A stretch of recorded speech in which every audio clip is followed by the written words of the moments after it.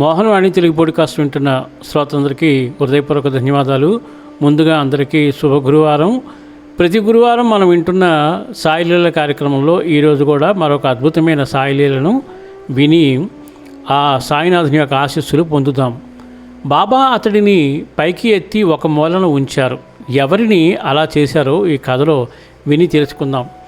ఇక వర్షాకాలం రాబోతుందనగా బదలాపూర్కు చెందిన మధుకర్ వాక్రే తనుండే ఇంటి పైకప్పును బాగు చేద్దామనుకున్నాడు. కరెంటు తీగలు చెత్తా చెదారం లేకుండా బాగున్నాయో లేవో అని అతడి బాధ. కాకపోతే ఎలక్ట్రికల్ షార్ట్ సర్క్యూట్ అయి ప్రమాదం జరగడానికి అవకాశం ఉంది. అతడి ఇంటికి ముందు పంచభాగం సుమారు 6 అడుగులు ఎత్తుంది. ఇక ప్రధాని ఇంటి చూరు భాగం 15 అడుగులు ఎత్తుంది. మధుకర్ ఇంటి కప్పు పైకి ఎక్కి బాగా శుభ్రం చేశాడు. అయితే జరిగిన ప్రమాదం ఏమిటంటే, పని అయిన తర్వాత కిందికి దిగుదామనుకుంటూ ఉండగా కాలు జారి దొర్లిపోయి వచ్చి పంచ మీద పడ్డాడు. ఆ దెబ్బకి పంచ మొత్తం పేలుడు శబ్దంతో క్రింది కూలిపోయింది. అదంతా పెద్ద కర్ర స్తంభాల మీద ఇంతవరకు నిలబడి ఉంది.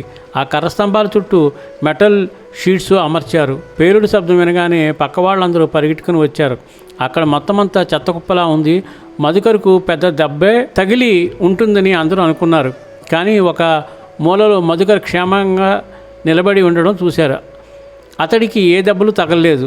అతను అన్నాడు, నేను పడిపోతున్నప్పుడు గొప్ప కాంతి పుంజాన్ని నా కళ్ళ ముందు ఉండడం గమనించాను. నాకు అప్పుడు తెలిసిపోయింది, ఎవరో వచ్చి నన్ను పైకి ఎత్తి ఒక మూలన ఉంచారు. ఇంకా నాకు బాగా గుర్తుంది, నన్ను పట్టుకుని పైకి ఎత్తిన ఆ చేతులు తెల్ల కఫిని ధరించిన ఒక మహాపురుషుడి చేతుల్లో ఉన్నాయి. వెంటనే మధుకర్ లోపలనున్న బాబా ఫోటో ముందు నిలబడి తన ప్రాణాన్ని రక్షించినందుకు గాను ధన్యవాదాలు తెలుపుకున్నాడు. అదే ప్రకారం బాబా తన చిన్న పిల్లలిద్దరిని కూడా రక్షించారని చెప్పుకొచ్చాడు. ఆ పిల్లలిద్దరూ పంచ కూలడానికి కాస్త ముందు స్కూల్ నుంచి వచ్చారు. ఇంట్లోకి పోయి స్కూలు సంచులు లోపల పెడదామనుకున్నారు. నిజంగా వారే ఆ పంచ క్రింద కానీ నిలబడి ఉంటే నలిగిపోయి చనిపోయేవారు. ఇది శ్రీ సాయిలీలా పత్రిక వాల్యూము 67/10 జనవరి 1989 నుండి గ్రహించబడింది. సర్వేజన సుఖన భవంతు, లోకా సమస్త సుఖన భవంతు. ధన్యవాదాలు. స్వస్తి.